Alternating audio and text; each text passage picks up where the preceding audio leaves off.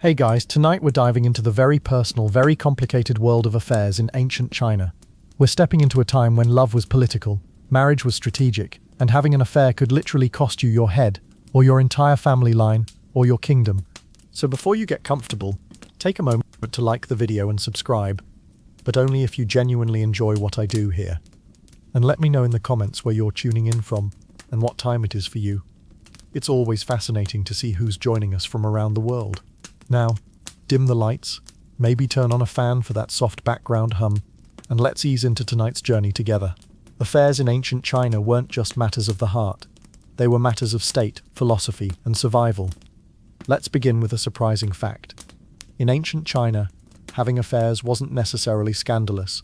It was often expected, especially if you were powerful enough to get away with it. The Chinese imperial system, spanning over 2 millennia, wasn't built on romantic love. It was built on political alliances, succession planning, and the belief that the emperor, as the son of heaven, needed multiple wives to maintain cosmic harmony. But here's where things get interesting.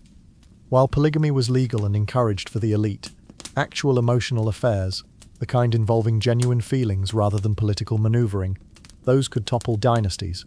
The Chinese had a saying, "A beautiful woman is the downfall of cities and countries." They weren't being poetic. They meant it literally. Take Emperor Xuanzong of the Tang dynasty, ruling from 712 to 756 CE. This man had everything: a prosperous empire, military might, cultural flowering, and a harem that would make a sultan jealous. But then he met Yang Guifei, his son's wife. What followed was one of history's most famous affairs, and it nearly destroyed the most powerful empire of its time. Yang Guifei wasn't just beautiful. Though ancient sources describe her as breathtakingly lovely, she was intelligent, musically gifted, and politically astute. When Emperor Xuanzong first saw her, he was already in his 50s and had been married dozens of times. But something about Yang Guifei made him lose his imperial composure entirely. The affair began around 745 CE, and by Chinese standards, it was relatively straightforward to arrange. The emperor simply forced his son to divorce Yang Guifei, then married her himself. In most dynasties, this would have been just another footnote in imperial sexual politics, but Xuanzong's obsession with Yang Guifei went beyond the typical imperial dalliance. He showered her with unprecedented luxury, built her private palaces, and most dangerously, began neglecting state affairs to spend time with her.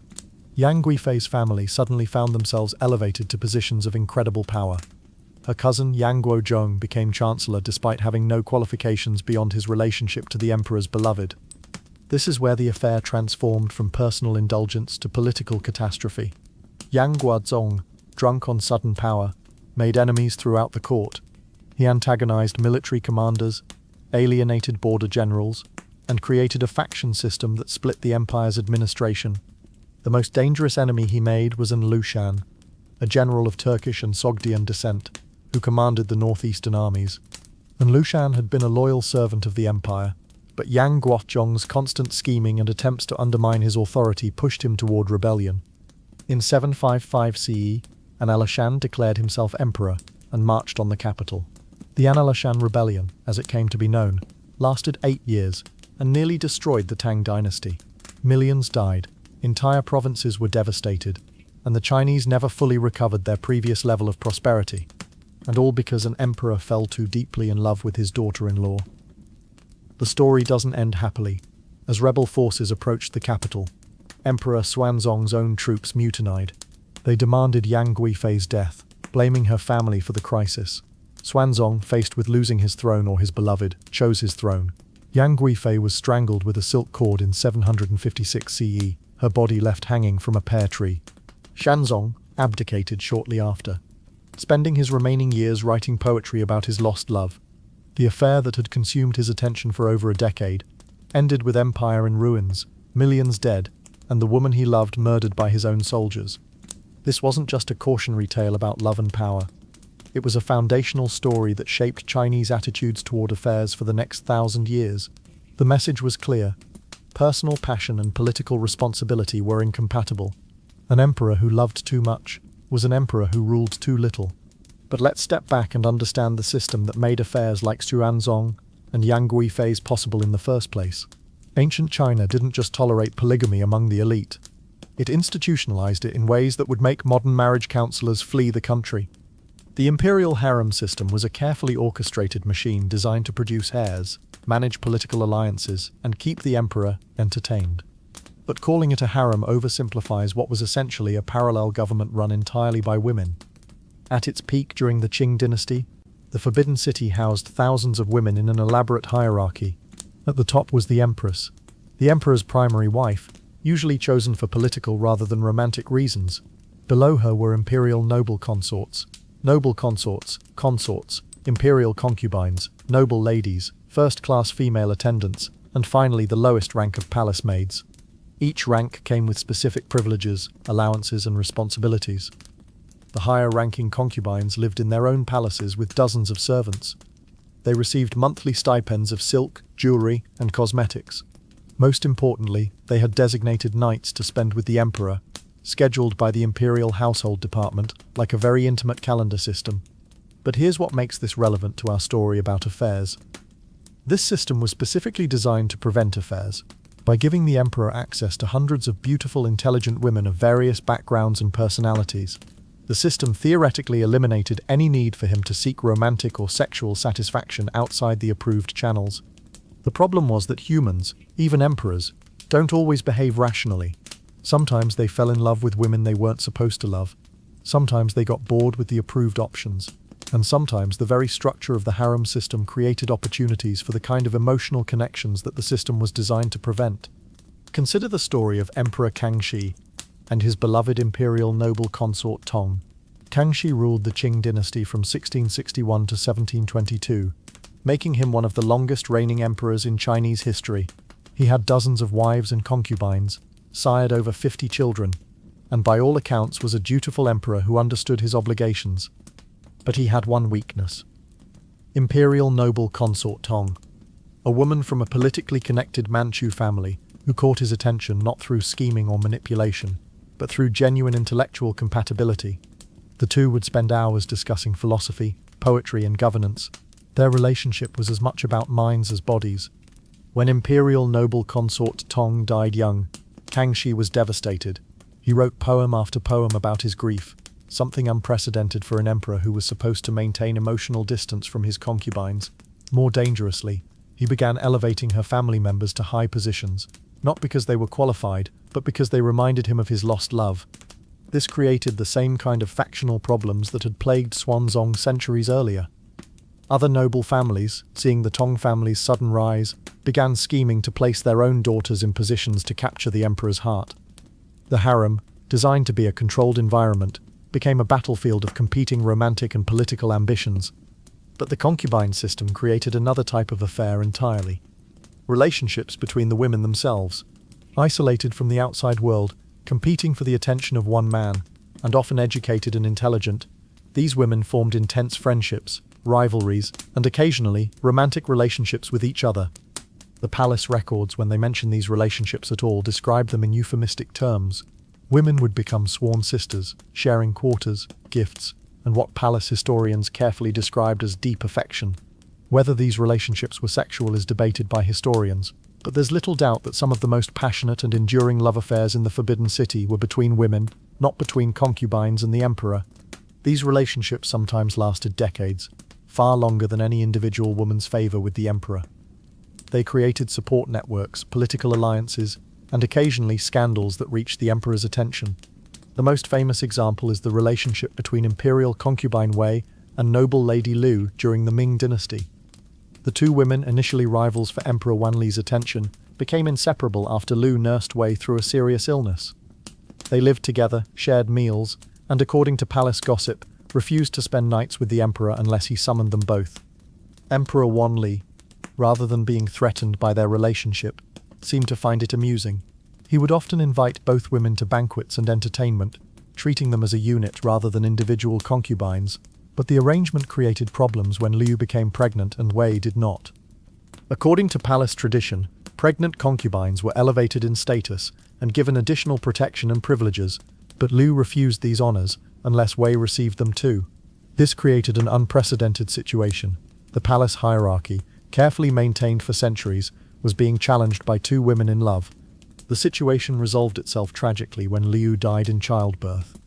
Wei, grief-stricken, requested permission to leave the palace and become a Buddhist nun. Emperor Wanli, moved by her loyalty and grief, granted the request, something almost unheard of in palace protocol. The story became a legend within the Forbidden City, passed down through generations of palace women, as an example of loyalty and love transcending the artificial constraints of the harem system. But it also highlighted a fundamental problem with the concubine system. It was designed to control bodies and produce heirs, but it couldn't control hearts or emotions. While emperors dealt with the complexities of imperial harems, the scholar official class, the educated bureaucrats who actually ran the Chinese government, faced their own unique challenges regarding affairs and adultery. These men were expected to be moral exemplars, following Confucian principles of loyalty, righteousness, and proper conduct. But they were also human, often lonely, and frequently posted far from their families for years at a time. The Chinese civil service system, established during the Han Dynasty and refined over centuries, required officials to serve in provinces far from their home regions. This was intended to prevent corruption and ensure loyalty to the central government rather than local interests. But it also meant that married officials were routinely separated from their wives for years while fulfilling their governmental duties. The system created a perfect storm for extramarital affairs. Officials were lonely, often wealthy enough to afford mistresses, and frequently stationed in regions where their high status made them attractive to local women seeking economic security or social advancement. Take the case of Li Qingzhao, one of China's greatest poets, and her husband Zhao Mingcheng, a scholar official during the Song dynasty. Their marriage began as a great love story, two intellectuals who shared a passion for literature, art, and antiquities. They collected books and artifacts together, wrote poetry for each other, and by all accounts were deeply devoted. But when Zhao Mingcheng was appointed to a position in Shandong province, hundreds of miles from their home, the relationship faced its first serious test.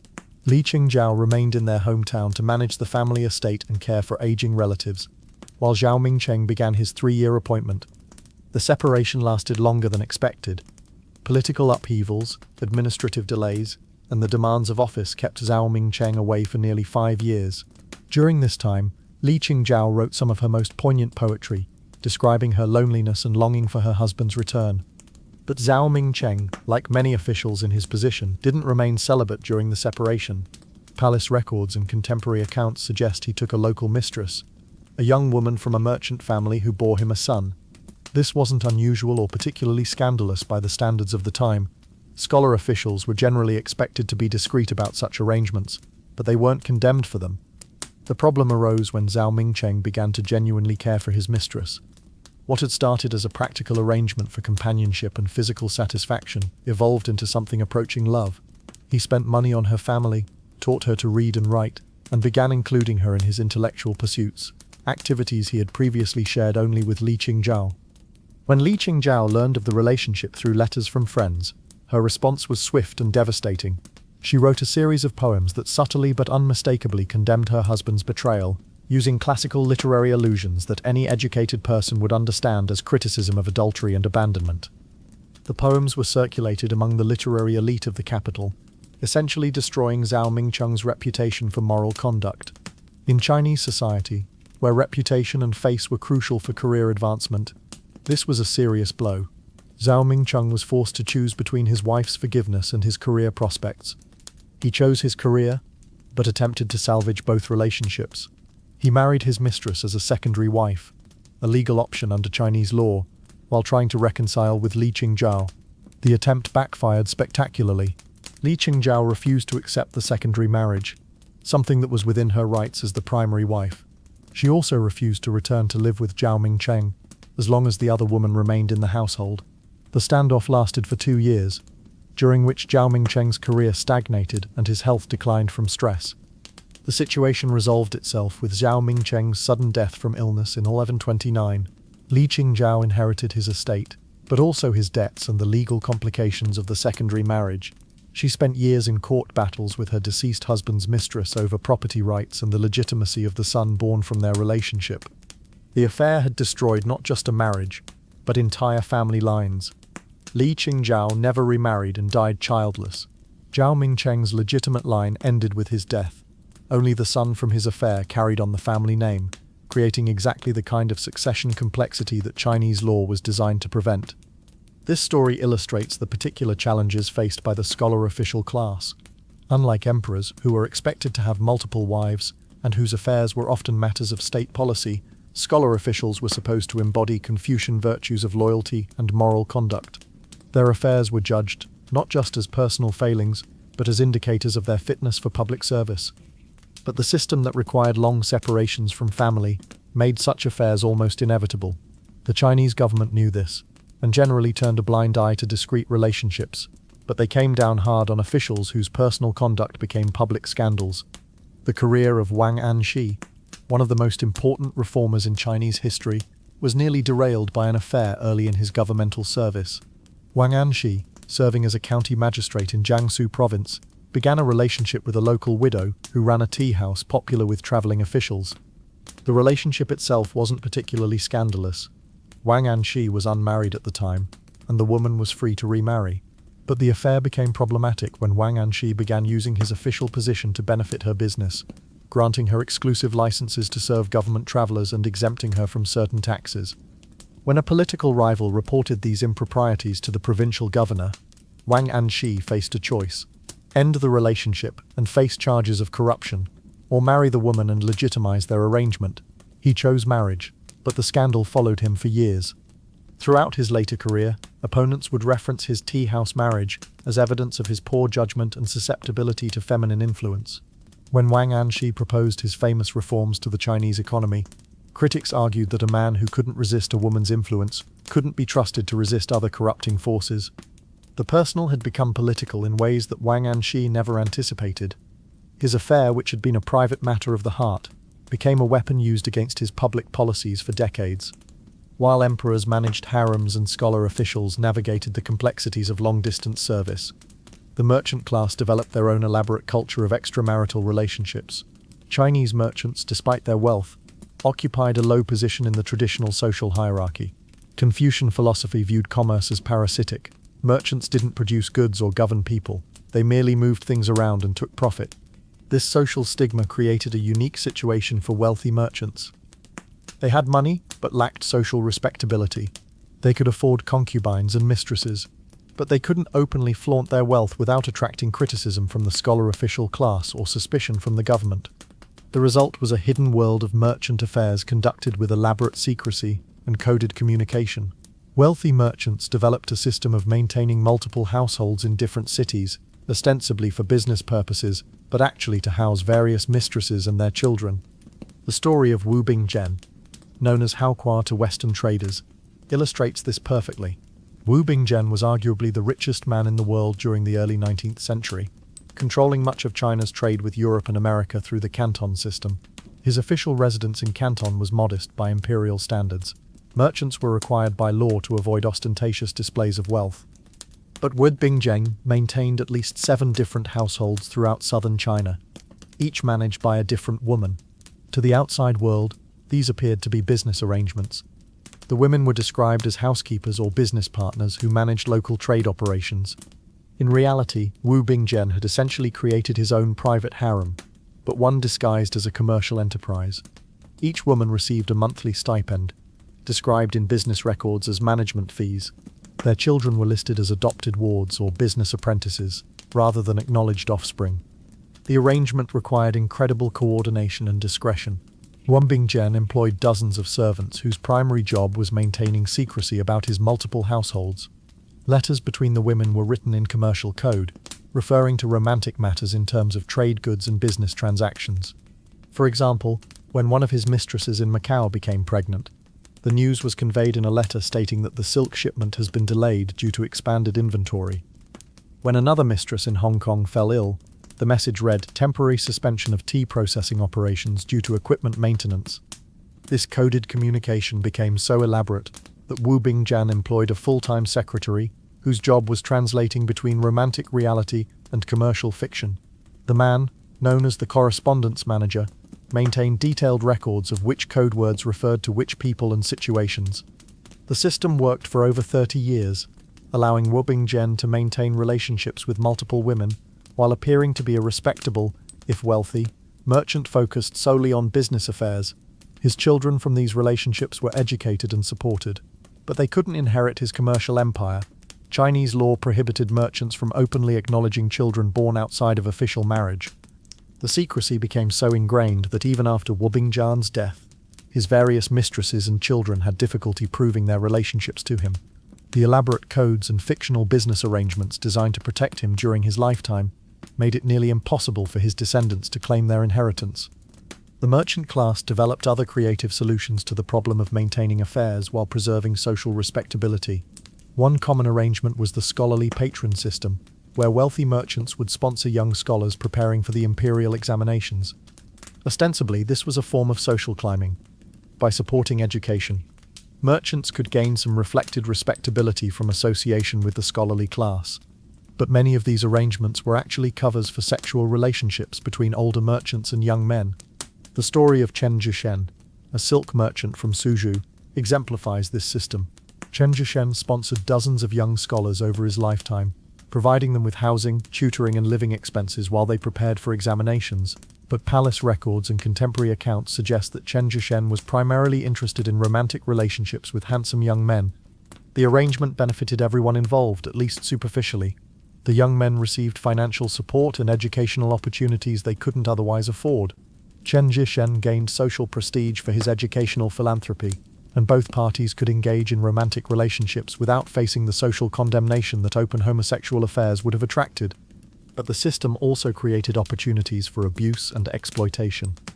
Young men dependent on their patrons for financial survival had little choice but to accept sexual advances, whether they were interested or not. Some patrons used their financial power to maintain exclusive relationships with multiple young men simultaneously. The most notorious case involved Liu Jinshan, a tea merchant who sponsored over 40 young scholars during his lifetime. Liu Jinshan required his sponsored students to sign contracts promising not to marry or engage in relationships with women while receiving his support. He also required them to live in dormitories he provided, under the supervision of servants loyal to him. When several of the young scholars attempted to leave his sponsorship program, Liu Jinshan used his connections with local magistrates to have them arrested on charges of debt default. The young men were forced to choose between prison and continued participation in relationships they no longer wanted. The scandal broke when one of the sponsored scholars, Yang Shen, committed suicide rather than continue the arrangement. Yang Shen's suicide note, which detailed the coercive nature of the sponsorship program, was circulated by his family and eventually reached the provincial governor. Liu Jinshan faced charges of corrupting youth and operating an illegal brothel. But his wealth and connections protected him from serious punishment. He was forced to end his sponsorship program and pay compensation to the families of his former students. But he avoided prison or exile. The case highlighted the dark side of merchant affairs, the way wealth and social desperation could be used to create coercive sexual relationships disguised as legitimate business or educational arrangements. While much of Chinese history focuses on male infidelity and the management of multiple wives and concubines, women in ancient China also engaged in extramarital affairs, though they faced far greater risks and developed different strategies for conducting secret relationships. Chinese law and social customs severely punished female adultery. A married woman caught in an affair could face death, divorce with loss of all property, or exile. Her family could also face consequences, including loss of social status and exclusion from marriage alliances with other families. But these harsh penalties didn't prevent affairs from happening. They simply forced women to be more creative, more careful, and more dependent on networks of female allies who could provide protection and maintain secrecy. The story of Yan Shu, wife of a provincial governor during the Ming Dynasty, illustrates both the risks and the methods women used to conduct secret affairs. Yan Shu was married at 16 to a man 40 years her senior, a political alliance between their families rather than a romantic choice. Her husband, Governor Chen Weiming, was frequently absent on imperial business, leaving Yan Shu alone in their compound, with dozens of servants and little supervision. Like many women in her position, she was expected to maintain the household, manage the finances, and wait patiently for her husband's return. But Yan Shu was intelligent, well-educated, and desperately lonely. She began corresponding with her cousin's tutor, a young scholar named Li Zhengming, who was preparing for the imperial examinations. Their letters, initially focused on literature and philosophy, gradually became more personal and intimate.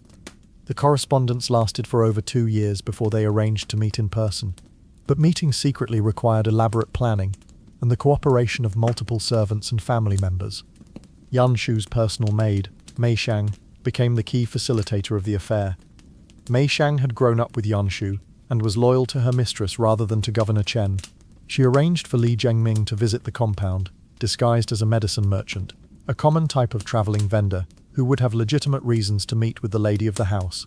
The meetings took place in Yan Shu's private quarters during her husband's absences.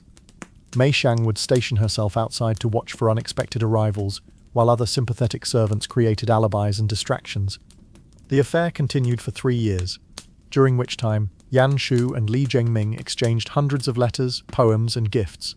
They planned to reveal their relationship and request permission for Li Zhengming to become Yan Shu's official lover, a legal arrangement that would have required Governor Chen's consent, but would have legitimized their relationship.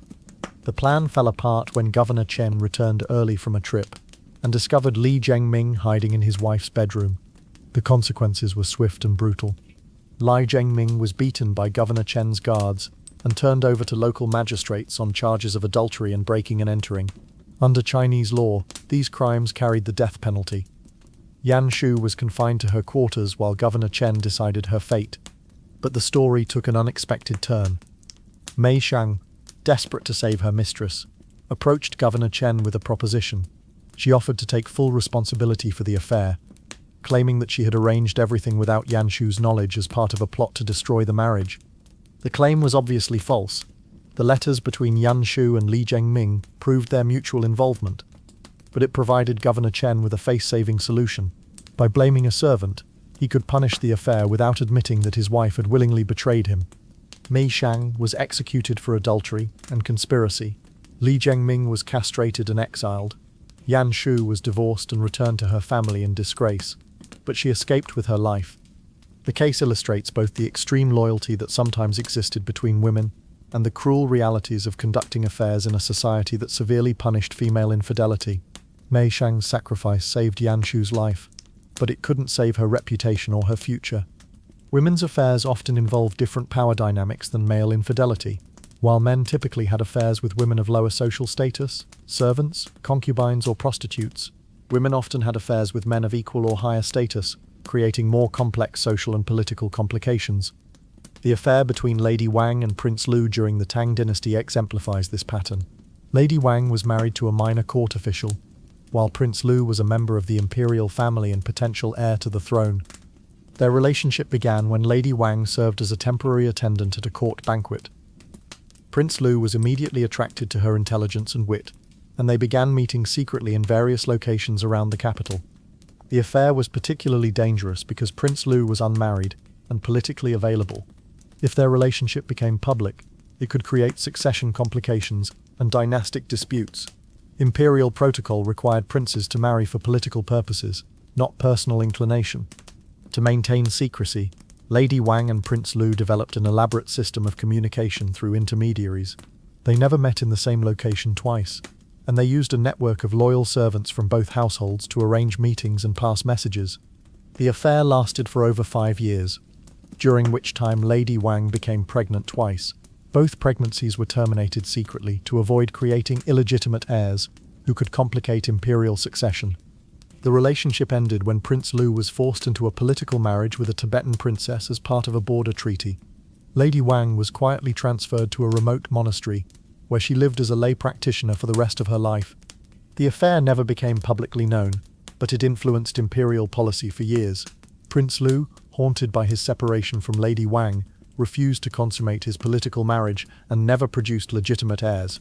When he died childless, the succession passed to a different branch of the imperial family, altering the course of Chinese history. Another pattern in women's affairs involved relationships with religious figures. Buddhist monks, Taoist priests, and other spiritual teachers who had access to women's quarters for religious instruction. The case of Madame Zhu and Master Huineng, a Buddhist monk, illustrates this type of relationship. Madame Zhu was the wife of a wealthy landowner who had converted to Buddhism after suffering several miscarriages. She invited Master Huineng to her home to provide religious instruction and guidance. Their relationship began as genuine spiritual mentorship, but gradually developed romantic and sexual dimensions. Master Huineng, despite his vows of celibacy, was attracted to Madame Zhou's intelligence and devotion. She was drawn to his spiritual authority and emotional support. The affair was conducted under the cover of religious instruction. Master Huineng would visit the Zhou household regularly to provide Buddhist teachings, and he and Madame Zhou would meet privately for advanced spiritual guidance. The arrangement continued for several years, during which time Madame Zhou became one of the most knowledgeable Buddhist practitioners in her region. She composed religious poetry, funded temple construction, and attracted other women to Buddhist study. But when Master Huineng was transferred to a distant monastery, Madame Zhou's grief was so intense that it attracted attention. She stopped eating, refused to leave her quarters, and spoke constantly about rejoining her spiritual teacher.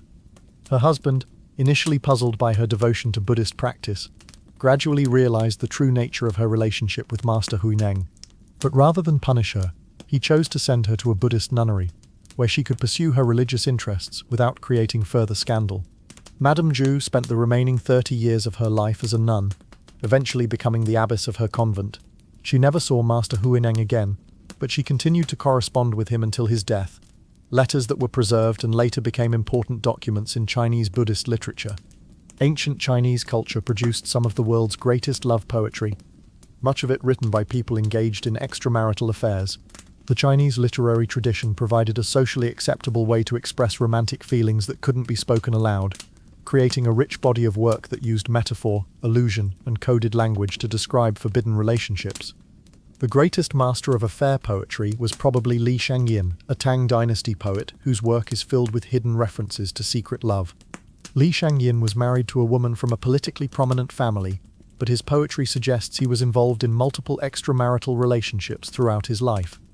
His poem, Without Title, is considered one of the greatest love poems in Chinese literature, but scholars debate whether it describes an affair with a married woman, a relationship with a court lady, or even a homosexual relationship with a fellow scholar.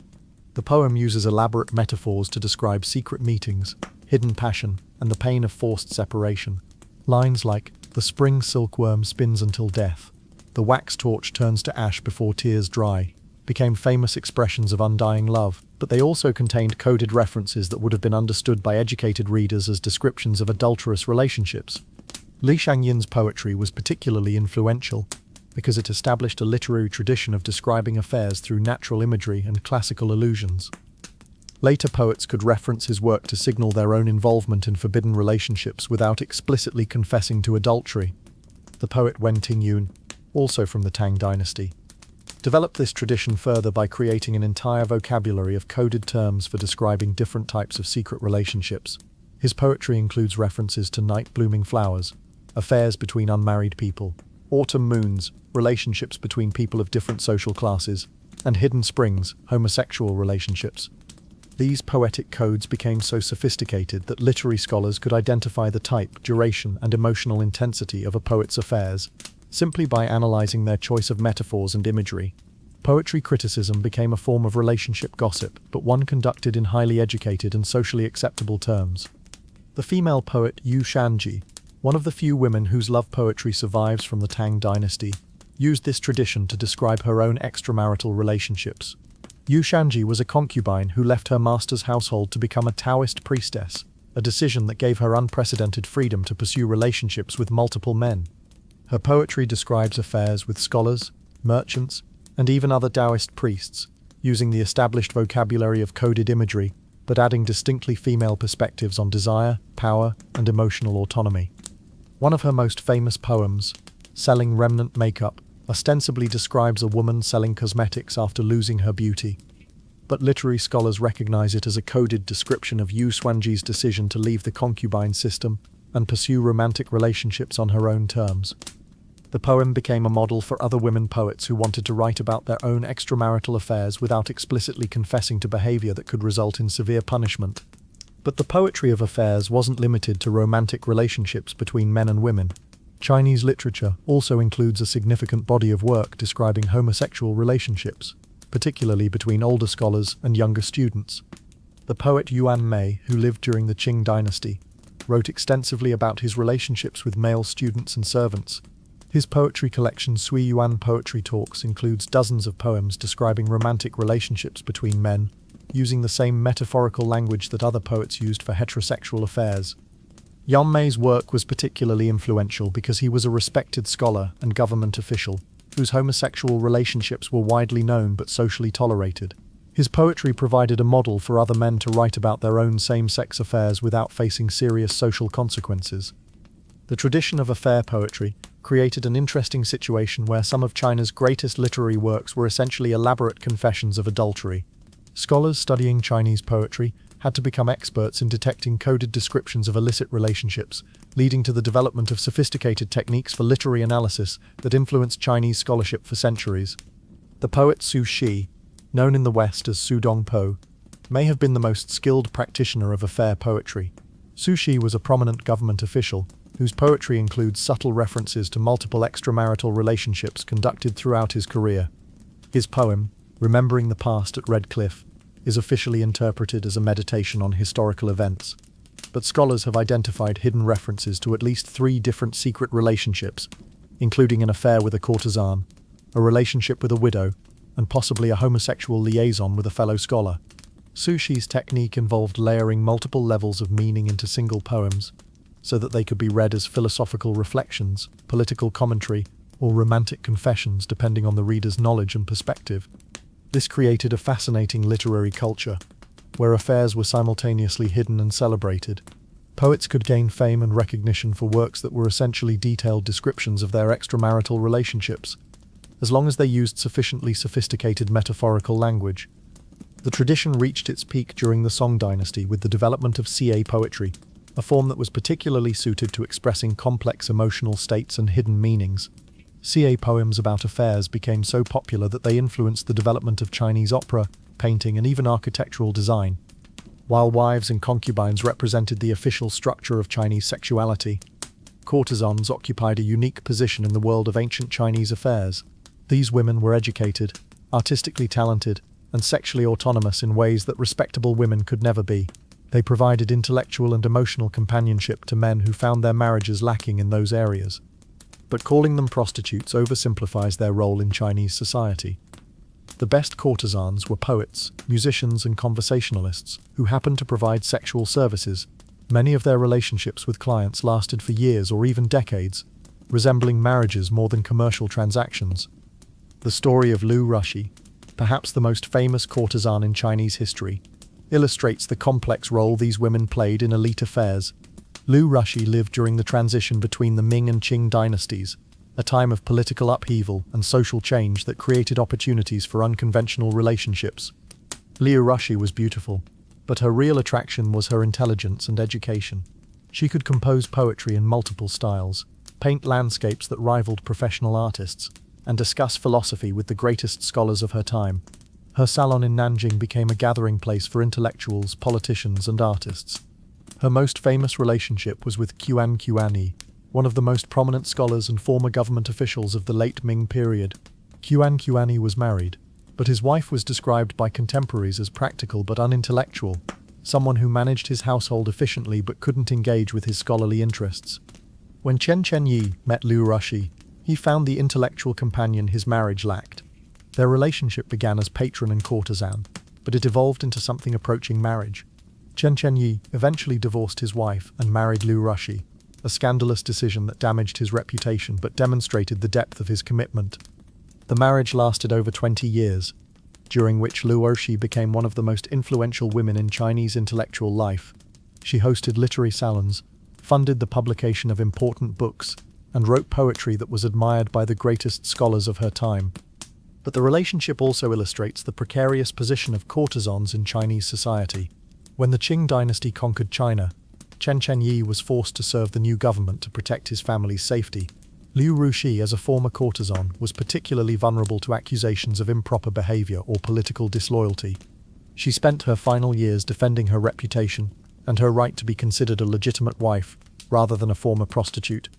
When Kun Chunyi died, his family attempted to exclude her from inheritance proceedings, arguing that their marriage was invalid because of her background. Liu Rushi fought these challenges successfully, but the legal battles consumed years of her life and demonstrated how precarious the position of even the most successful courtesans remained. The courtesan system created a parallel world of female-controlled sexuality that challenged conventional Chinese gender roles. Unlike wives and concubines, courtesans chose their clients and could end relationships that no longer satisfied them. They controlled their own finances, owned property, and made independent decisions about their lives. But this freedom came at the cost of social respectability and legal protection. Courtesans existed outside the normal structures of Chinese family life, which provided security but also imposed severe constraints on women's autonomy. The relationship between the courtesan Du Xinyang and her lover Li Jai, immortalized in Chinese literature, demonstrates both the possibilities and the limitations of courtesan affairs. Du Xinyang was celebrated for her beauty and musical talent, but she dreamed of leaving the courtesan life and becoming a respectable married woman. Li Jie was a young scholar from a wealthy family who became obsessed with Du Xinyang after hearing her perform at a banquet. He spent his entire inheritance buying her freedom from her courtesan house and planned to marry her despite his family's opposition. The couple traveled together toward Li Jai's home province, but during the journey, Li Jai's resolve weakened. Faced with the reality of introducing a former courtesan to his family and the certain damage to his career prospects, he began to reconsider his decision. When a wealthy merchant offered to buy Du Xinyang from Li Jai for an enormous sum, Li Jai was tempted. The money would restore his inheritance and allow him to make a conventional marriage that his family would accept.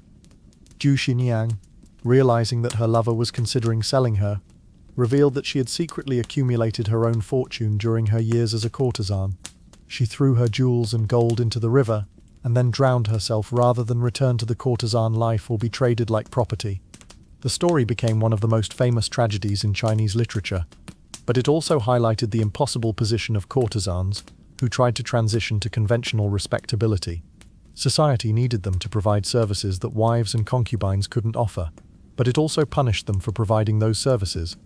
The courtesan system also created opportunities for women to engage in relationships with each other. Courtesan houses were typically managed by older women who had retired from active service, and these establishments became centers of female culture and mutual support. The relationship between Dong Xiaowan and Gu Mei, two courtesans in 17th century Yangzhou, exemplifies this pattern. Dong Xiaowan was famous for her poetry and painting, while Gu Mei was celebrated for her musical performances. They lived in the same courtesan house and developed an intimate relationship that lasted for over a decade. Their affair was conducted openly within the courtesan community, where relationships between women were common and generally accepted. They shared clients, collaborated on artistic projects, and supported each other through the emotional difficulties of their profession. When Dong Xiaowan married a wealthy scholar and left the courtesan life, Guomei was heartbroken. She wrote a series of poems describing her loss and loneliness that became famous in courtesan circles. The poems were circulated and copied, creating a body of literature about same-sex relationships between women that was unique in Chinese culture. But the courtesan system also created opportunities for exploitation and abuse. Young girls were often sold into courtesan houses by impoverished families, and they had little choice about their working conditions or clients. The relationships between courtesans and their clients, while sometimes genuine, were always complicated by financial dependence and social inequality. The story of Xu Susu, a courtesan during the Ming dynasty, illustrates these darker aspects of the system. Xu Susu was sold to a courtesan house at age 12 by her family, who needed money to pay debts. She was trained in music, poetry, and conversation, but she was also required to serve any client who could pay her fees. When Chef Susu turned 16, she was purchased by Wang Shizhen, a wealthy merchant who wanted an exclusive relationship. Wang Shizhen provided her with a private house, servants, and an allowance, but he also controlled every aspect of her life. The relationship lasted for 8 years, during which Susu bore Wang Shizhen 3 children. But when Wang Shizhen's legitimate wife died, he chose to marry a woman from an appropriate family, rather than elevate Xu Susu to the position of wife. Xu Susu, now in her 20s with 3 children and no legal protection, found herself abandoned with minimal financial support. She couldn't return to courtesan work because of her age and maternal status, and she couldn't marry respectably because of her background.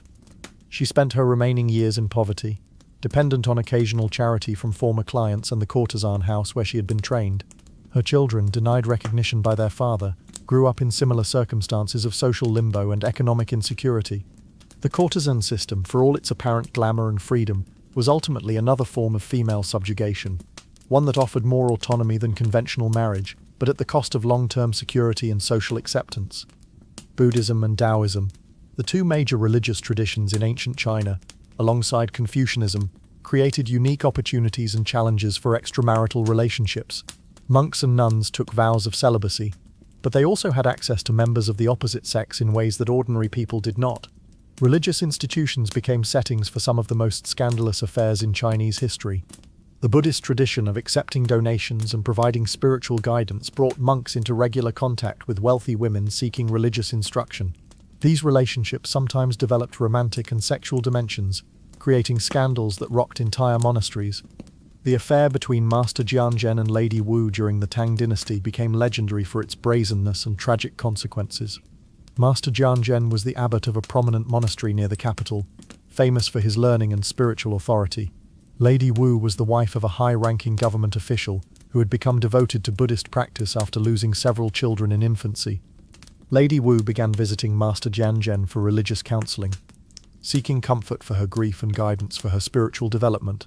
Their meetings, initially conducted in the presence of other monks and nuns, gradually became private sessions where they discussed advanced Buddhist philosophy and meditation techniques. The relationship developed slowly over 2 years, beginning with emotional intimacy and progressing to physical attraction. Master Jianzhen, despite his vows, found himself drawn to Lady Wu's intelligence and devotion. She was attracted to his spiritual authority and the comfort he provided during her emotional crisis. Their affair was conducted in the monastery itself, taking advantage of Master Jianzhen's private quarters and his authority over the monastery's schedule. They met during periods designated for meditation and private study, when other monks were expected to remain in their own quarters. The relationship continued for over 3 years before being discovered by a junior monk, who witnessed Lady Wu leaving Master Jianzhen's quarters early one morning. The scandal that followed destroyed both of their lives and seriously damaged the reputation of Buddhism in the capital. Master Jianzhen was defrocked and exiled to a remote region, where he died in poverty several years later. Lady Wu was divorced by her husband and expelled from her family, ending her days as a servant in a different monastery. The monks who had known about the affair but failed to report it were also punished, and the monastery was placed under imperial supervision. But the case also revealed the extent to which sexual relationships had become common in Chinese religious institutions. The investigation that followed Master Jianzhen's scandal uncovered evidence of affairs between monks and nuns, relationships between religious teachers and their students, and even organized prostitution operations run by corrupt monastery administrators. The Taoist tradition created different opportunities for religious affairs. Taoist philosophy emphasized the balance of yin and yang, male and female principles, and some Taoist sects developed practices that involved sexual relationships as forms of spiritual cultivation. The story of Master Lu and his female disciples illustrates how Taoist philosophy could be used to justify extramarital relationships. Master Lu was a Taoist priest who established a retreat center in the mountains of Sichuan province, where he taught meditation, alchemy, and what he called jewel cultivation practices. Jewel cultivation, according to Master Lu's interpretation, required sexual union between male and female practitioners to achieve spiritual enlightenment. This wasn't a traditional Taoist teaching, but Master Lu claimed to have received special revelations that revealed the necessity of sexual practice for advanced spiritual development. His retreat center attracted dozens of women, many of them married, who came seeking spiritual advancement through these jewel cultivation practices. Master Lu conducted individual sessions with each woman, claiming that their spiritual progress required exclusive sexual relationships with him as their teacher. The arrangement continued for several years, during which Master Lu accumulated significant wealth through donations from his female disciples. He lived in luxury while his followers practiced asceticism, supposedly preparing themselves for higher levels of spiritual development. The scandal broke when one of his disciples, a married woman named Chen Meifeng, became pregnant and confessed the true nature of the jewel cultivation practices to her husband. The subsequent investigation revealed that Master Lu had been having sexual relationships with over 30 women, many of them married, under the guise of religious instruction. Master Lu was arrested and charged with fraud, adultery, and operating an illegal brothel. Several of his female disciples were also charged with adultery, and their marriages and families were destroyed by the scandal.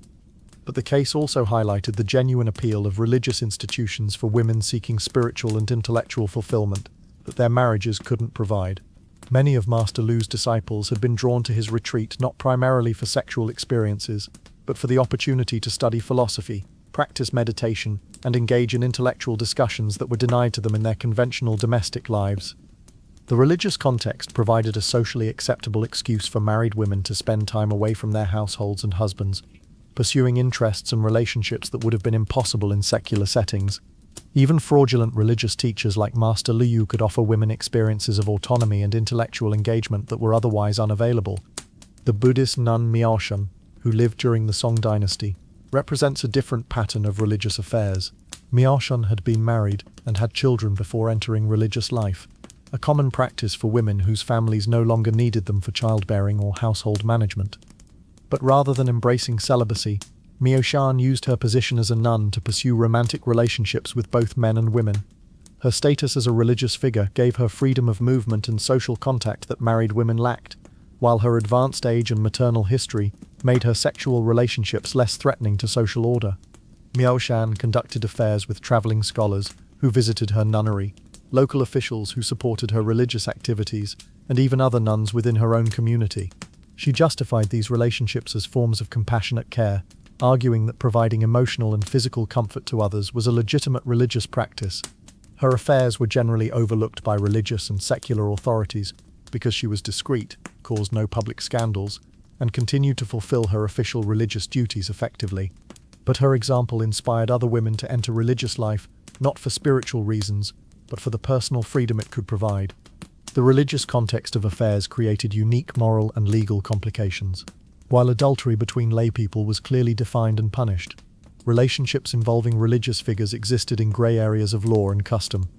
Monks and nuns who broke their vows faced religious punishment, defrocking, exile, or assignment to menial duties, but they often escaped the severe civil penalties that applied to laypeople. Similarly, laypeople who had affairs with religious figures might face lighter punishment than those who committed adultery with other laypeople. This created incentives for people to seek religious partners for extramarital relationships, knowing that the consequences would be less severe. It also encouraged corrupt religious figures to exploit their privileged position for sexual purposes. The case of the Taoist master Wang Chongyang illustrates how religious authority could be used to create opportunities for multiple sexual relationships. Wang Chongyang founded a Taoist sect that emphasized the spiritual benefits of celibacy and meditation, but privately he maintained sexual relationships with several of his female disciples. Wang Chongyang taught that advanced practitioners could transcend ordinary moral rules through spiritual development. He claimed that his sexual relationships with disciples were actually forms of teaching, ways of transmitting spiritual energy and wisdom that couldn't be communicated through words or conventional instruction. This teaching attracted women who were interested in both spiritual development and sexual experiences outside their marriages. Wang Chongyang's sect grew rapidly, establishing temples throughout northern China and attracting thousands of followers.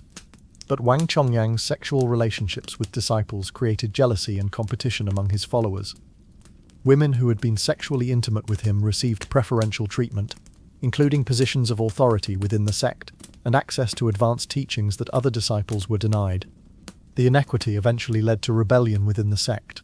Disciples who had been excluded from Wang Chongyang's inner circle accused him of corruption and false teaching.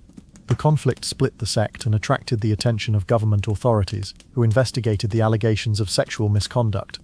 Wang Chongyang was never formally charged with crimes, but the scandal destroyed his reputation and scattered his followers. The sect that had once been one of the most prominent Taoist organizations in China dissolved within a few years of the allegations becoming public.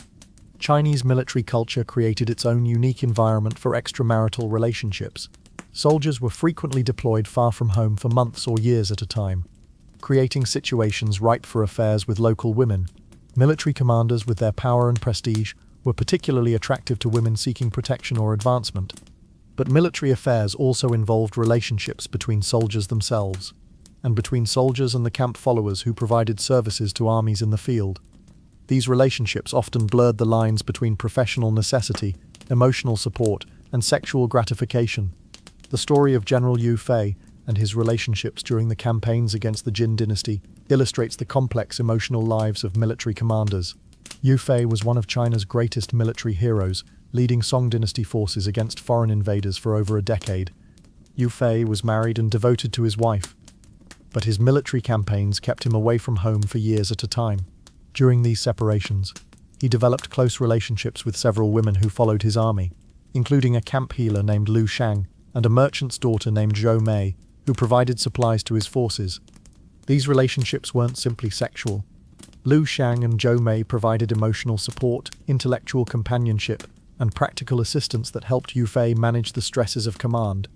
They also served as confidantes for military and political matters that he couldn't discuss with his subordinate officers. The relationships lasted for several years, during which both women became pregnant by Yu Fei. But rather than abandoning them, he took responsibility for their children and provided financial support for their households. He even arranged marriages for both women to ensure their long-term security. This pattern of responsible adultery was common among Chinese military commanders. The demands of campaign life made long-term fidelity impractical, but successful commanders were expected to treat their lovers with honor and provide for any children born from these relationships.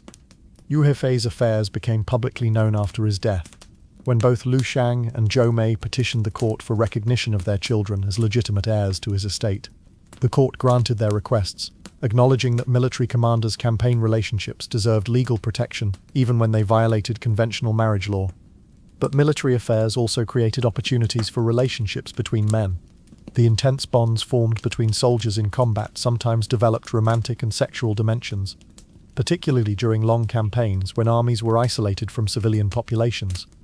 The relationship between General Zhou Yu and his subordinate officer Zhang Gan during the Three Kingdoms period exemplifies this pattern. Zhou Yu was a brilliant military strategist, while Zhang Gan was a younger officer known for his loyalty and courage.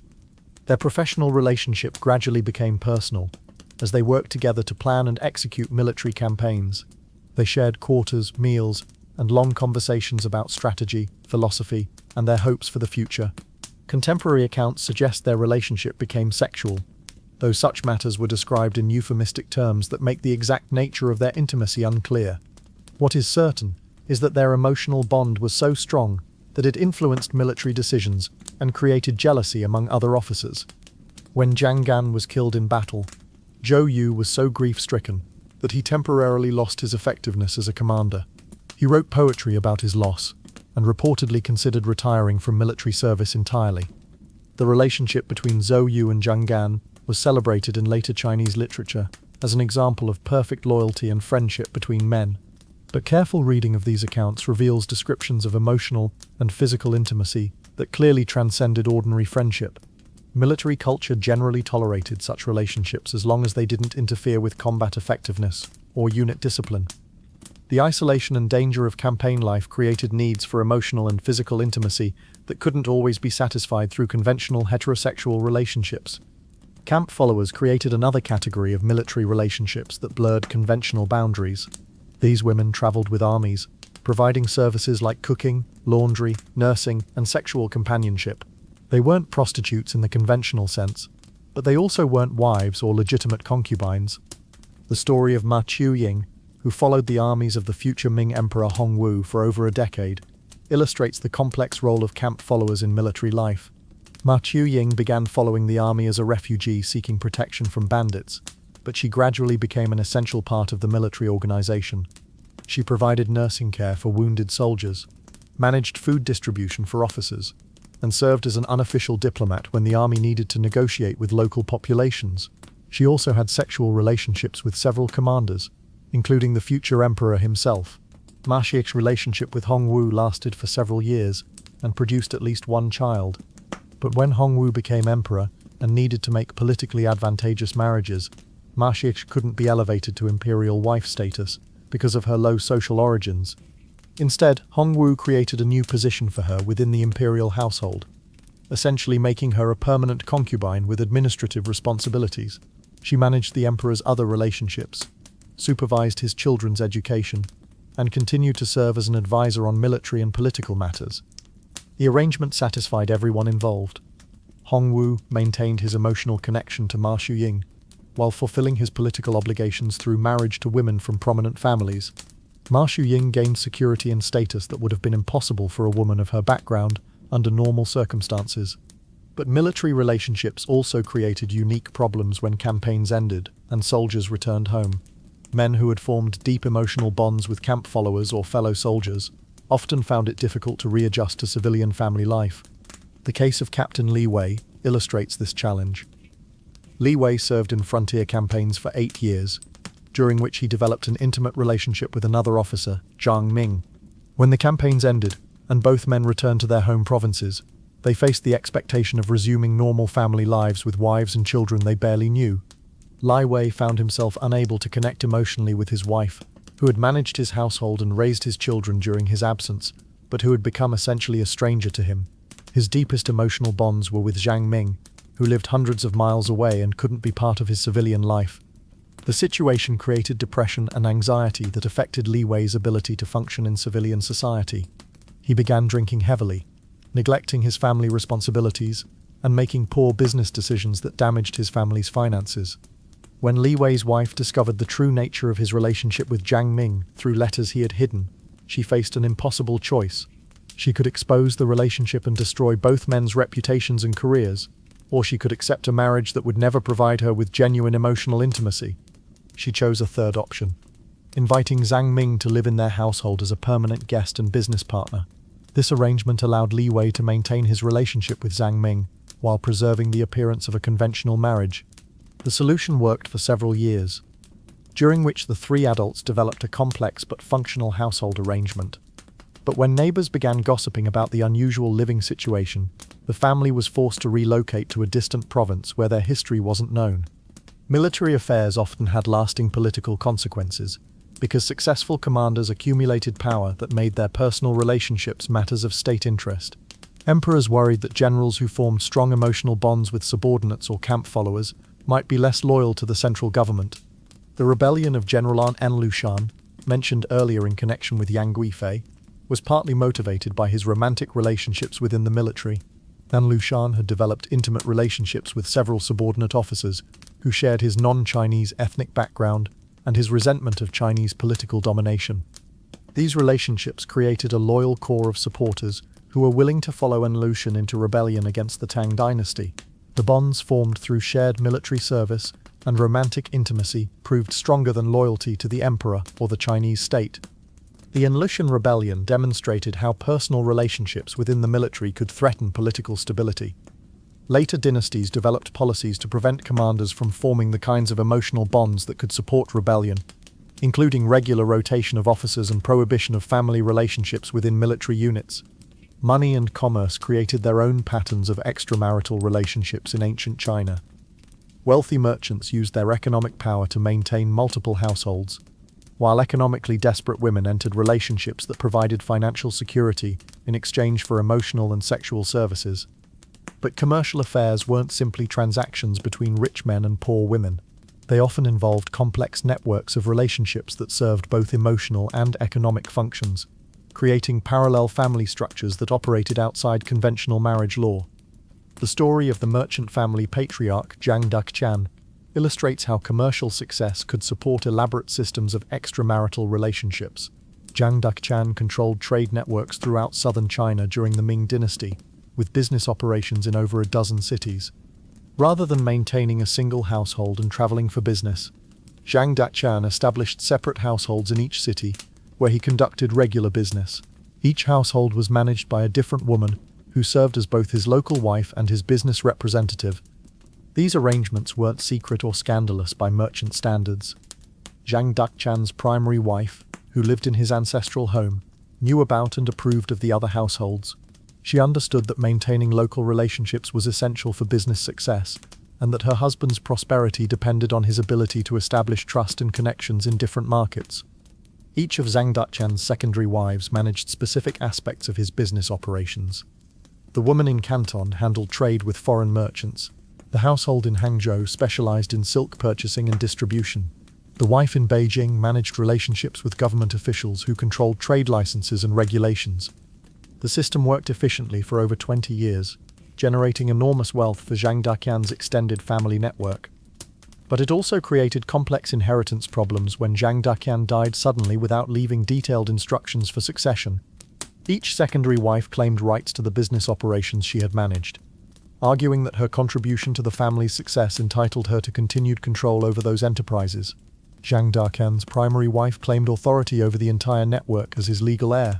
The resulting legal battles lasted for over a decade and ultimately destroyed the business empire that Jiang Duqian had spent his lifetime building.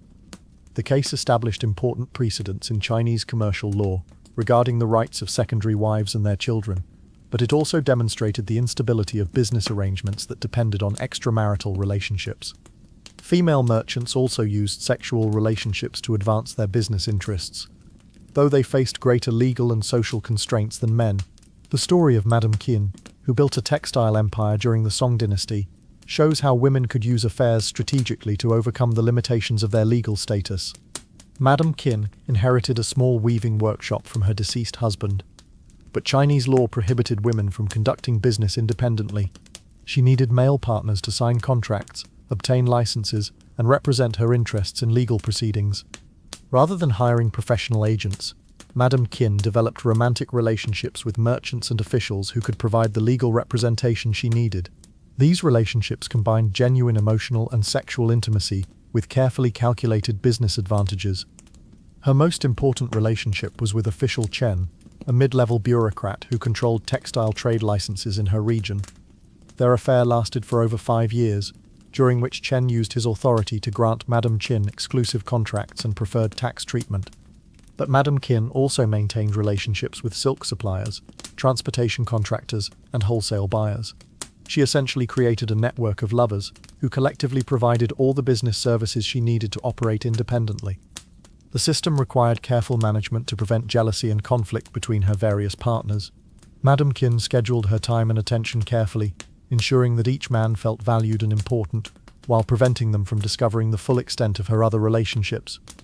When one of her lovers, a silk merchant named Wu Guangming, became suspicious of her other relationships, Madame Qin was forced to end their affair abruptly. But Wu Guangming's knowledge of her business operations made him dangerous. He threatened to expose her relationship network unless she granted him exclusive rights to supply her workshops. Madame Qin's solution was both clever and ruthless. She arranged for Wu Guangming to meet one of her other lovers, official Chen, in a context that would make their shared relationship with her obvious. When both men realized they had been manipulated, their anger shifted from Madame Qin to each other. The confrontation between Wu Guangming and official Chen ended with Wu Guangming's death in what was officially recorded as a hunting accident. Official Chen, compromised by his involvement in the incident, became even more dependent on Madame Qin's discretion and continued to provide business support without making emotional demands. Madame Qin's textile business prospered for another 15 years, making her one of the wealthiest women in her region. But her success was built on a foundation of relationships that required constant manipulation and occasional violence to maintain. Commercial relationships also created opportunities for affairs between people of different social classes. Wealthy customers could initiate relationships with female merchants or artisans, while successful business people could attract partners from the scholarly or official classes who were drawn by wealth rather than social status. The affair between Scholar Wang and the jeweler's daughter Lai Mingju illustrates this pattern. Scholar Wang was from an ancient family with impeccable social credentials but limited financial resources. Lai Mingju's father was enormously wealthy, but socially despised because of his commercial background. Their relationship began when Scholar Wang came to Li Mingju's father's shop to sell family heirlooms to pay debts. Li Mingju, educated privately because her father could afford the best tutors, was immediately attracted to Scholar Wang's cultural sophistication and literary knowledge. Scholar Wang, struggling with poverty despite his social status, was drawn to Li Mingju's intelligence and her family's financial resources. Their affair combined genuine intellectual and emotional compatibility with practical considerations of mutual benefit. The relationship lasted for 3 years, during which Li Mingju's father quietly provided Scholar Wang with financial support in exchange for social connections and cultural prestige. Scholar Wang introduced the jeweler to potential customers from the scholarly class and helped negotiate business deals with government officials. But the affair created problems for both families when Scholar Wang's parents began pressuring him to marry someone from an appropriate social background. Scholar Wang was torn between his emotional attachment to Li Mingju and his family obligations. Lai Mingju's father, understanding the situation, proposed a solution that would satisfy everyone's interests. He offered to provide Scholar Wang with a substantial dowry if he would marry Lai Mingju, enough money to restore his family's finances and fund his preparation for the imperial examinations.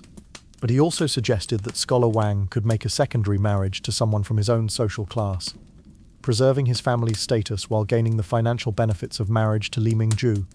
The arrangement satisfied the practical needs of both families, but it created emotional complications for the people involved. Li Mingju had hoped that her relationship with scholar Wang would lead to a primary marriage and full social acceptance. Instead, she found herself relegated to secondary wife status despite her family's wealth and her own intelligence and education. Scholar Wang achieved his goal of financial security and social advancement, but he lost the emotional intimacy that had originally attracted him to Li Mingju.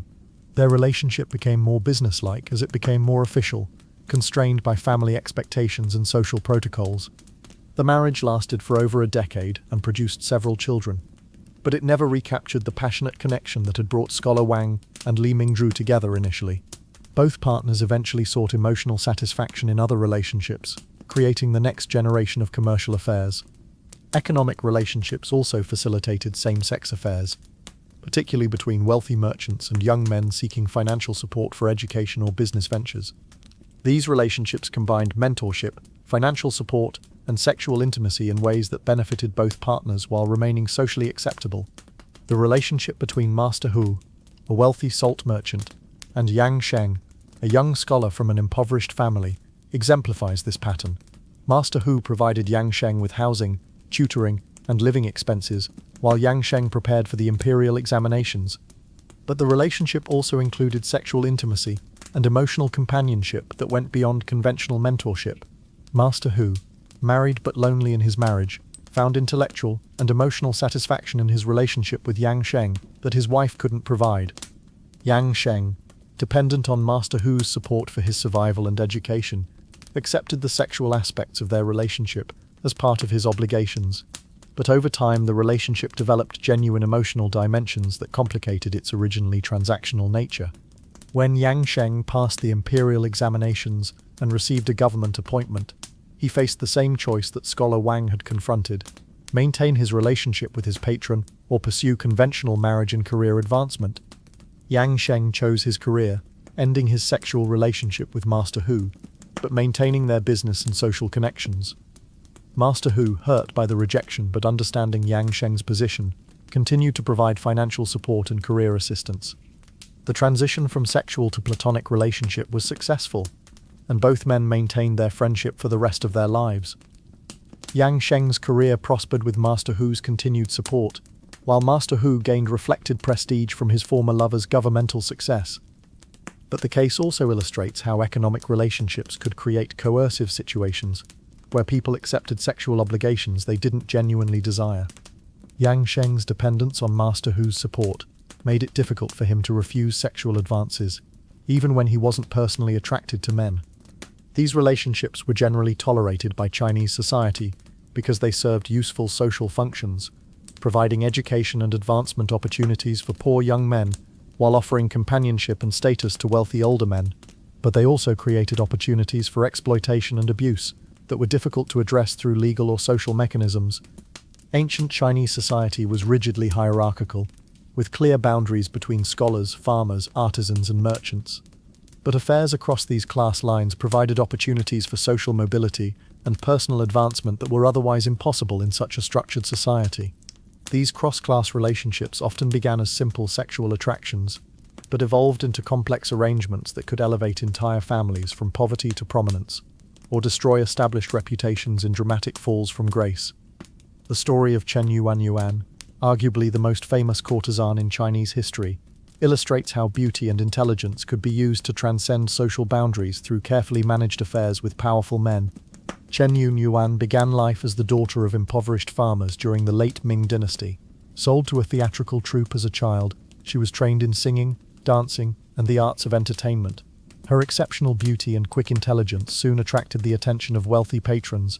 Her first significant relationship was with Tianwan, a wealthy merchant who purchased her exclusive services and established her in a private residence.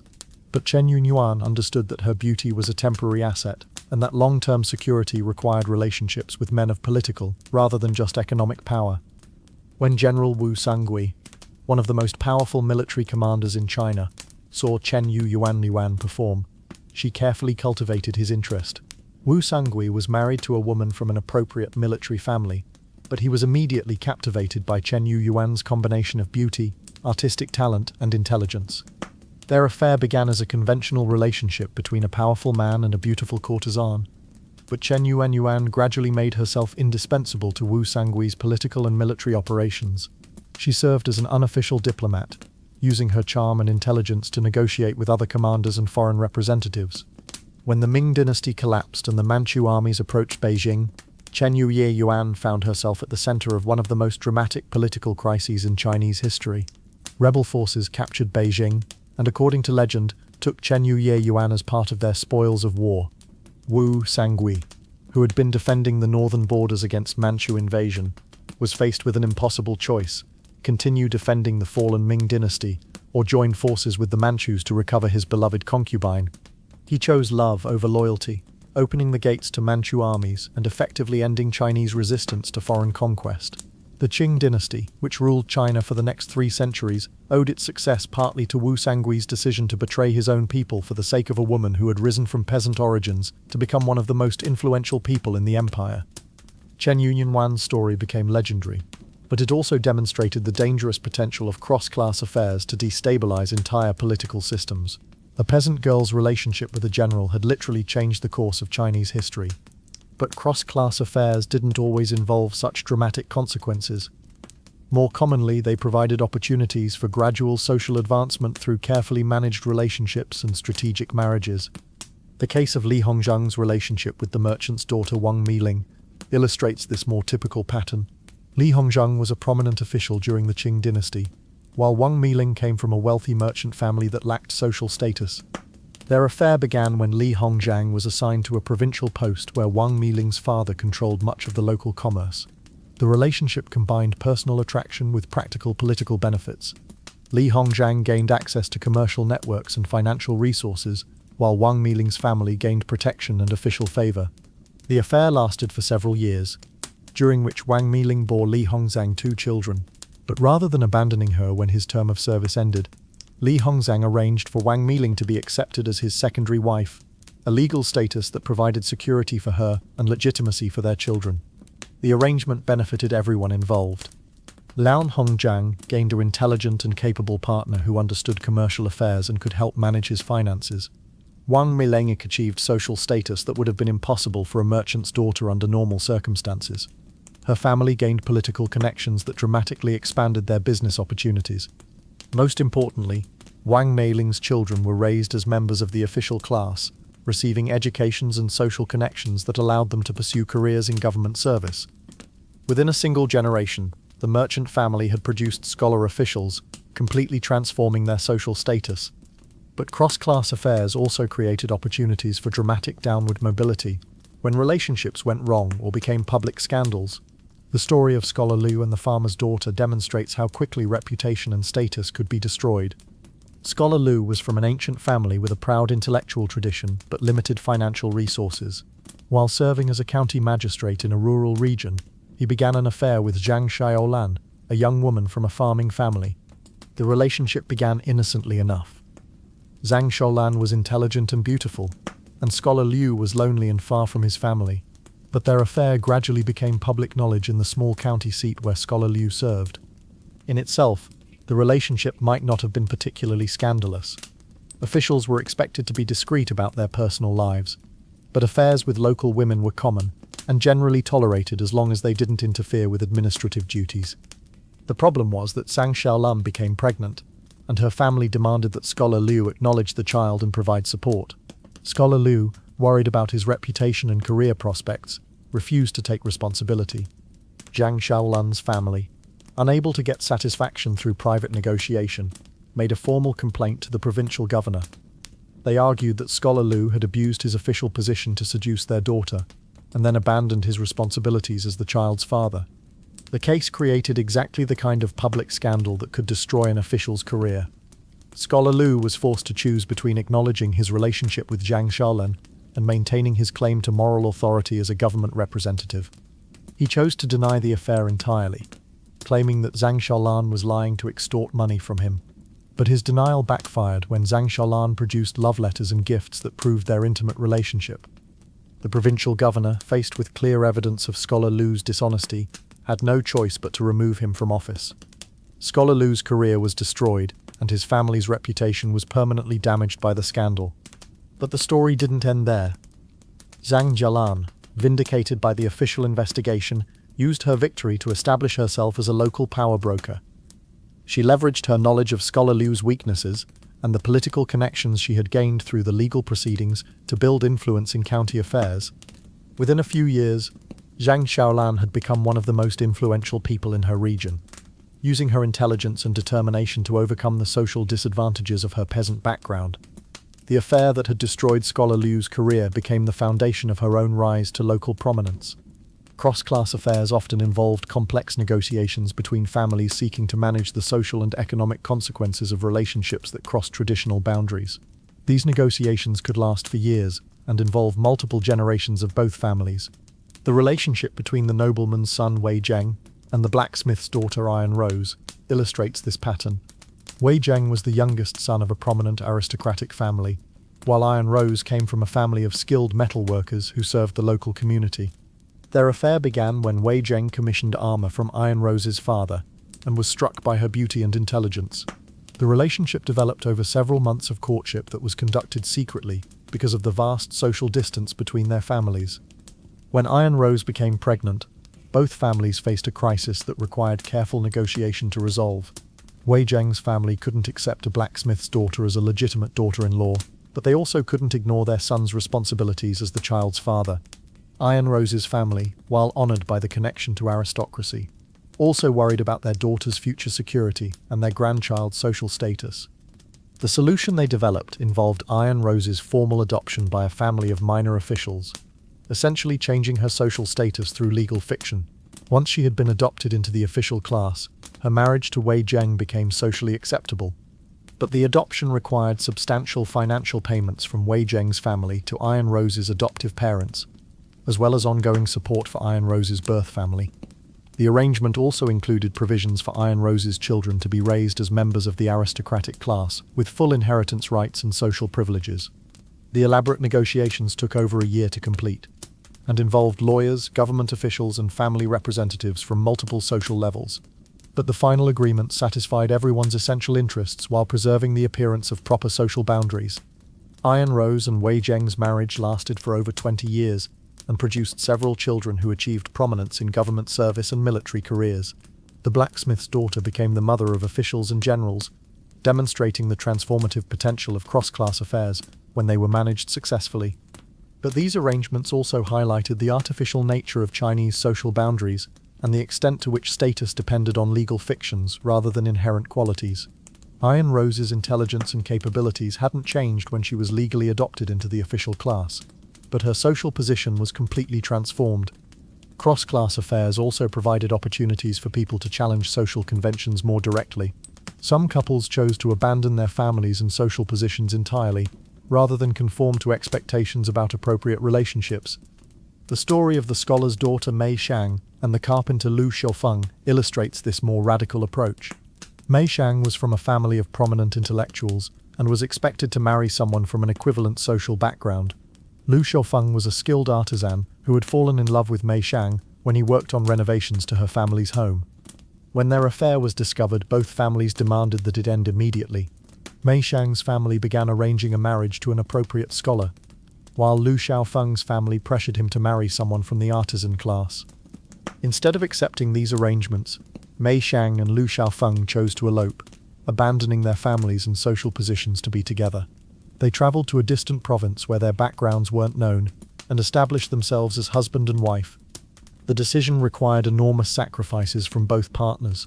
Mei Shang gave up her family's wealth, social status, and educational opportunities.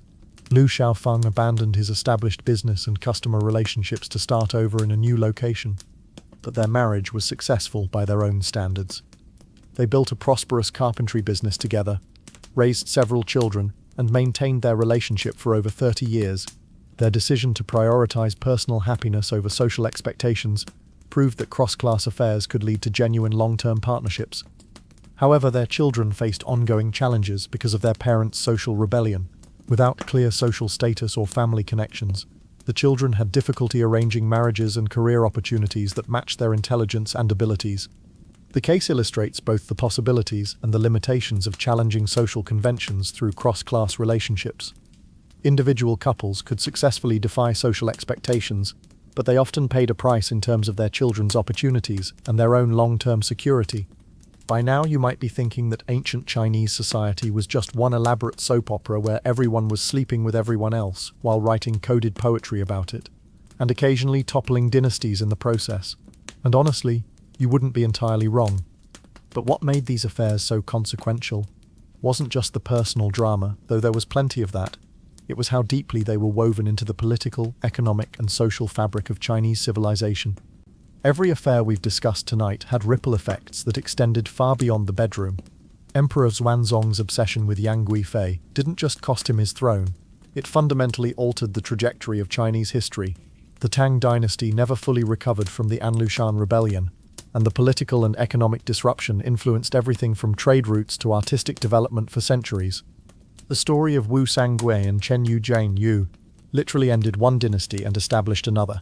A general's love for a courtesan facilitated the Manchu conquest of China, creating the Qing dynasty that would rule for nearly 300 years. Every Chinese person living under Qing rule was affected by the consequences of that affair. But the effects weren't always so dramatic. Most affairs simply created the small, everyday changes that gradually transformed Chinese society over time. Each cross-class marriage, each successful courtesan, each merchant who used affairs to build business networks contributed to a slow evolution in social mobility and class boundaries. The elaborate systems that developed to manage, hide, and rationalize extramarital relationships also created new forms of social organization. The imperial harem system, with its complex hierarchies and administrative structures, was essentially a parallel government that trained women in political and management skills. Many of the most capable administrators in Chinese history learned their skills managing imperial households and relationships. The courtesan system created one of the few spaces in Chinese society where women could be economically independent, intellectually active, and sexually autonomous. While these women remained vulnerable and marginalized, they also preserved and transmitted cultural knowledge, artistic skills, and literary traditions that might otherwise have been lost. The merchant networks that used affairs and secondary marriages to facilitate business operations created some of the most sophisticated commercial organizations in the pre-modern world. These systems allowed Chinese merchants to operate across vast distances and coordinate complex transactions long before modern communication and transportation systems existed. Even the poetry and literature that emerged from affairs served important social functions. The elaborate metaphorical systems that poets developed to describe forbidden relationships created a shared cultural vocabulary that allowed people to communicate about emotions and experiences that couldn't be discussed directly. This literary tradition influenced how Chinese people thought about love, desire, and personal autonomy for centuries.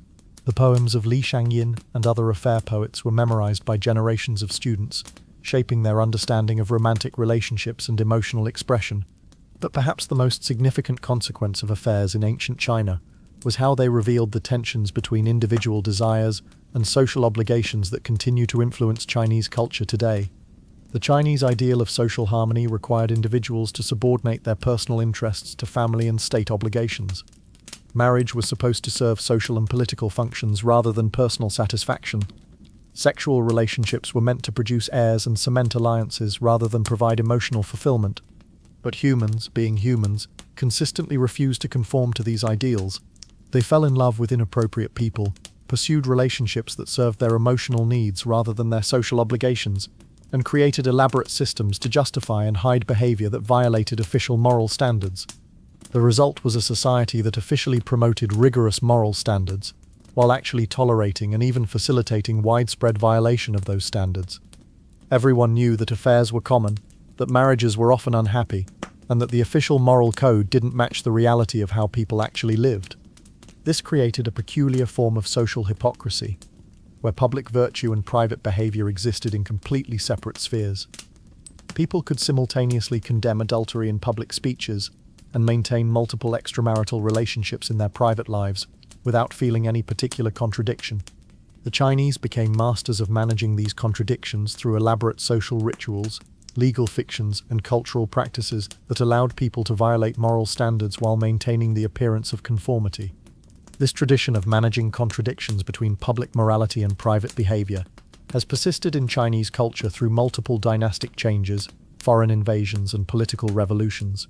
Modern Chinese society still grapples with similar tensions between official ideology and personal desires, using many of the same strategies that ancient Chinese people developed to navigate affairs and extramarital relationships. The historical patterns we've explored tonight continue to influence how Chinese people think about marriage, love, family obligations, and personal autonomy. The tensions between individual desire and social responsibility that drove ancient affairs remain central to contemporary Chinese culture. But perhaps most importantly, these stories remind us that the people of ancient China were fundamentally human in their desires, fears, and motivations. Behind all the elaborate ritual and social hierarchy, they were people who fell in love, felt lonely, made poor decisions, and tried to find happiness and meaning in their relationships. The emperor who abandoned his empire for a woman, the courtesan who drowned herself rather than be traded like property, the merchant who maintained 7 households to combine business with love, the scholar who chose career over passion. These aren't just historical curiosities, they're human stories that reveal universal truths about desire, power, loyalty, and the eternal tension between what we want and what we're supposed to want. Ancient Chinese affairs weren't fundamentally different from modern relationships. They just played out in a society with different rules, different constraints, and different consequences. The basic human needs for love, companionship, sexual satisfaction, and emotional connection remain constant across time and culture. What changed were the social systems that people created to manage these needs. Ancient China developed elaborate institutions, imperial harems, concubine systems, courtesan houses, merchant networks, to channel human desires in ways that served broader social and political purposes. These systems were often oppressive and exploitative, particularly toward women and people of lower social status. But they also created spaces for human connection, artistic expression, and personal autonomy that might not otherwise have existed in such a hierarchical society. The affairs we've discussed tonight represent thousands of individual attempts to find love, meaning, and satisfaction within the constraints of ancient Chinese society. Some succeeded, some failed, and most fell somewhere in between. But all of them contributed to the slow, complex evolution of one of the world's most sophisticated and enduring civilizations. As you drift off to sleep tonight, you might think about how the Chinese people we've met in these stories navigated the eternal human challenge of balancing personal desires with social obligations. Their solutions were specific to their time and place, but the underlying challenge remains familiar to anyone who has ever fallen in love with someone they weren't supposed to love, or felt trapped between what their heart wanted and what their family expected.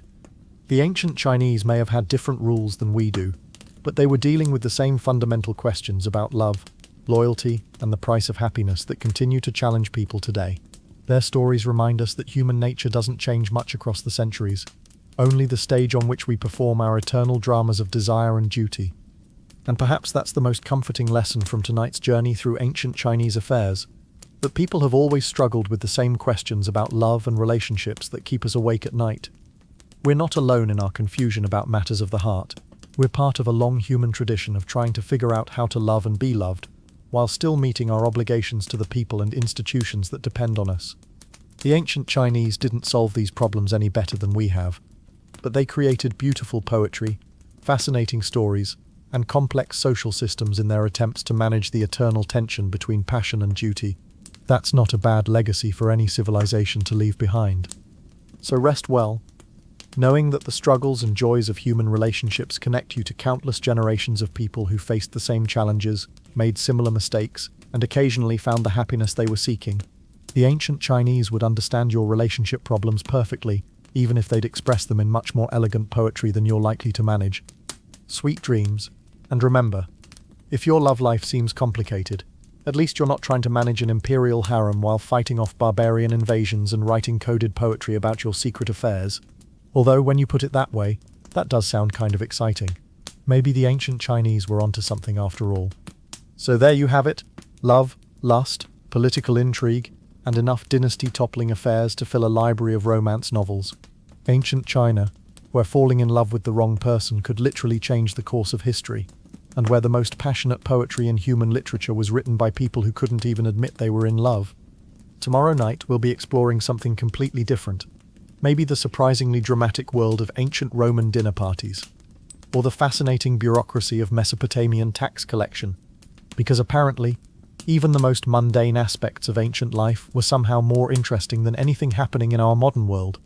But for now, let these stories of ancient Chinese affairs carry you into dreams where love conquers all, poetry solves everything, and the only consequence of falling for the wrong person is having to write really beautiful, metaphorically complex verse about it.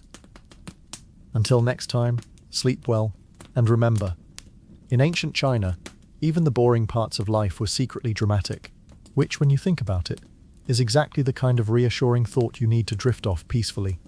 Good night.